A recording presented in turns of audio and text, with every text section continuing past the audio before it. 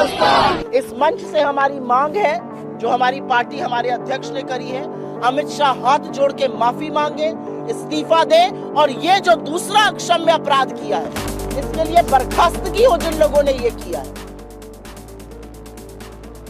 मोदी जी को अगर थोड़ा सा भी बाबा साहब अम्बेडकर के बारे में श्रद्धा है तो रात के 12 बजे के अंदर वो निकाल देना चाहिए और ड्रॉप कर देना चाहिए।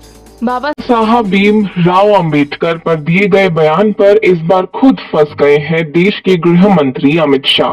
विपक्ष के हमले के कारण 24 घंटे के अंदर ही अमित शाह 11 साल में पहली बार सफाई देने के लिए मीडिया के सामने आए। विपक्ष के इस वार से बीजेपी में तगड़ी खलबली मच गई। इस बार तो गजब हो गया कि देश में 11 साल बाद जब से एनडीए की सरकार आई है तब से लेकर आज तक लगभग 11 साल बाद ऐसा शायद पहली बार हुआ है जब विपक्ष एक साथ लामबंद होकर मोर्चा खोल दिया और तय कर लिया कि इस बार माफी मांगनी पड़ेगी। और हुआ भी वही। 11 साल में पहली बार हुआ है कि जब बीजेपी पर विपक्ष ने एक साथ मिलकर हमला बोला तो तुरंत प्रधानमंत्री नरेंद्र मोदी ने सोशल मीडिया पर मामले में सफाई दी और उसकी कुछ ही देर बाद देश के गृह मंत्री और बीजेपी के कहे जाने वाले चाणक्य को भी इस बार झुकना पड़ा और सफाई देने के लिए मीडिया के सामने आना पड़ा और वहां भी आकर मीडिया से ही अपील करना पड़ा कि आप लोग ही हमारी बात को जनता तक पहुंचाएं। बाबा साहेब भीमराव अंबेडकर को लेकर जो बयान अमित शाह ने दिया उसको लेकर अब अमित शाह कह रहे हैं कि मेरे बयान को काट छाट कर दिखाया जा रहा है। सोचिए, वो बीजेपी जिसकी राजनीति ही 2014 के बाद से काट छाट कर बदनाम करने की रही हो, वो आज बयानों के साथ छेड़छाड़ की दुहाई दे रहे हैं। आज से शायद पहले ऐसा कभी नहीं हुआ है कि जब विपक्ष हमलावर हुआ तो बीजेपी को बैकफुट पर आना पड़ा। प्रधानमंत्री नरेंद्र मोदी से लेकर उनके सभी सांसद विधायक समेत एक एक कार्यकर्ता डैमेज कंट्रोल में लग गए। लेकिन वो कहते हैं ना कि आप दूसरों के लिए गड्ढा खोदते हैं तो उसी रास्ते पर आप भी चपेट में आ जाते हैं। बड़े बुजुर्ग भी कह गए हैं कि शब्द संभाल के बोलिए, शब्द के हाथ न पांव। एक शब्द है औषधि, एक शब्द है घाव।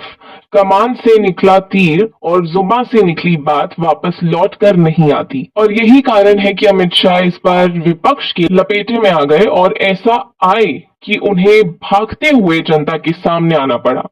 अब जरा सोचिए और समझिए भी कि जिस मोदी और शाह की जोड़ी का खौफ विपक्ष पर रहता था, विपक्ष छोड़िए उनके ही सांसद और विधायक में रहता था, उनके एनडीए कुनबे में था कि कभी भी उनके खिलाफ जाने की कोई कोशिश भी नहीं करता था। 2019 के बाद तो इस जोड़ी ने जो चाहा वो करके भी दिखाया। इस जोड़ी का खौफ इतना था कि नेताओं का साफ कहना था कि इस जोड़ी पर नियंत्रण नहीं पाया जा सकता, ये काबू से बाहर की चीज है। लेकिन समय बदला और देखिए कैसे आज जनता के सामने आकर इनको गिड़गिड़ाना पड़ा, क्योंकि अति आत्मविश्वास के कारण इनकी मंशा का खुलासा तो 2024 के लोकसभा चुनाव में ही जनता ने जान लिया था। उस समय 400 पार जाने का नारा देने वालों को जनता ने बहुमत से दूर कर दिया, क्योंकि संविधान में बदलाव की मंशा का खुलासा इनके ही नेताओं ने ओवर कॉन्फिडेंस में आकर कर दिया था। और शायद एक बार फिर अपने ओवर कॉन्फिडेंस के कारण ही आज बीजेपी के कथित चाणक्य भी लपेटे में आ गए। विपक्ष हमेशा से ही बीजेपी को आरक्षण विरोधी और संविधान विरोधी ही बताता आया है और उसे साबित भी करता आया है। और 2024 के लोकसभा चुनाव के बाद से ही बीजेपी लगातार विपक्ष के दावों और आरोपों पर खुद ही मोहर लगा रही है। और एक बार फिर से बीजेपी के चाणक्य ने फिर एक बार मोहर लगा दी। हालांकि वो इस पर सफाई दे रहे हैं, लेकिन जो बात एक बार जनता के दिल में बैठ गई हो वो अब हमेशा के लिए मिसाल बन जाती है। विपक्ष इसको लेकर बीजेपी को अब हमेशा ही टारगेट करेगा और बीजेपी को उस दौरान बैकफुट पर आना पड़ेगा। खैर, एक बार आप अमित शाह के उस बयान को सुनिए जिसमें उन्होंने अंबेडकर को लेकर बोला और फिर उनकी सफाई सुनिए। अभी एक फैशन हो गया है, अंबेडकर अंबेडकर अंबेडकर अंबेडकर अंबेडकर अंबेडकर। इतना नाम अगर भगवान का लेते हैं तो 7 जन्मों तक स्वर्ग मिल जाता है। कांग्रेस ने सार्वजनिक जीवन में जो पद्धति की है कि बयानों को तोड़ मरोड़ कर पेश करना, हो हल्ला मचाना और भ्रांति खड़ी करना। पहले उन्होंने नरेंद्र मोदी जी के भी एडिटेड बयानों को सार्वजनिक किया। चुनाव जब चल रहा था, मेरे बयान को एआई का उपयोग कर एडिट किया गया और पूरे देश में इसको प्रसारित करने का घृणित काम किया गया। और आज अंबेडकर जी के लिए मेरी बात को तोड़ मरोड़ कर वो पेश कर रहे हैं। मैं स्पष्टता के साथ कहना चाहता हूं, मीडिया को विनती भी करना चाहता हूं कि मेरा पूरा बयान जनता के सामने रखिए। मैं वो पार्टी से आता हूं जो पार्टी कभी अंबेडकर जी का अपमान नहीं कर सकती। तो जैसे कि आपने सफाई सुनी गृह मंत्री की, अब आप याद करिए इस कार्यकाल में पिछली बार सदन में लोकसभा में नेता विपक्ष राहुल गांधी ने हिंदुओं को लेकर एक बयान दिया था। राहुल गांधी ने कहा था कि ये जो खुद हिंदू बताते हैं अपने आप को, वो 24 घंटा हिंसा हिंसा नफरत नफरत करते हैं। राहुल गांधी के इस 10 सेकंड के बयान को बीजेपी ले उड़ी थी। राहुल गांधी ने अमेरिका में आरक्षण को लेकर एक बयान दिया, उसको लेकर बीजेपी ने खूब बवाल काटा और उनको बदनाम करने की कोशिश की। इसी तरह सपा अध्यक्ष अखिलेश यादव और स्वर्गीय मुलायम सिंह यादव के एक बयान को लेकर बीजेपी ने हमेशा टारगेट किया। यही कारण है कि विपक्ष ने भी ठान लिया और उन्हें ही हथियार से उन पर वार कर दिया। और ऐसा पहली बार हुआ कि इस बार का जवाब बीजेपी के पास नहीं था और इसलिए अमित शाह को ही मीडिया के सामने आना पड़ा, क्योंकि इस बार मामला लगभग 20 करोड़ वोटर्स का था। एक राहुल गांधी का वो बयान सुनिए जिसको लेकर खुद प्रधानमंत्री नरेंद्र मोदी संसद में खड़े होकर राहुल गांधी पर गंभीर आरोप लगाए थे और राहुल गांधी ने उस पर तुरंत सफाई भी दी थी। लेकिन बीजेपी तो इसमें माहिर है, वो कैसे अपने सांसदों को एक्टिव रखती है राहुल गांधी पर वार करने के लिए।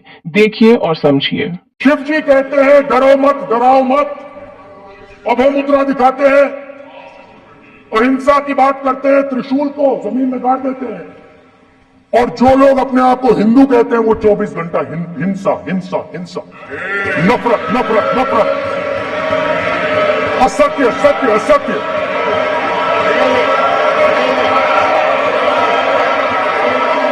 आप हिंदू हो ही नहीं।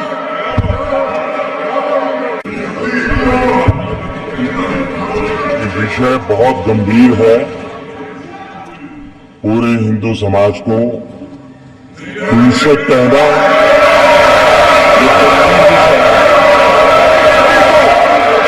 पूरे हिंदू समाज को हिंसक कहना ये गंभीर विषय है। बीजेपी को आपको नहीं नहीं नहीं नहीं नहीं नहीं, नरेंद्र मोदी जी पूरा हिंदू समाज नहीं है, बीजेपी पूरा हिंदू समाज नहीं है, आरएसएस पूरा हिंदू समाज नहीं है।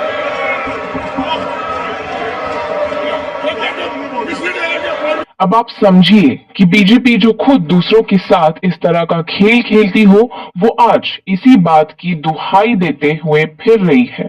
बीजेपी के आईटी सेल ने राहुल गांधी, अखिलेश यादव, केजरीवाल समेत तमाम विपक्ष नेताओं की छवि खराब करने के लिए ना जाने कितने फेक वीडियो और बयानों को तोड़ मरोड़ कर फैलाकर विपक्ष को जनता की नजर में गिराने की कोशिश की है।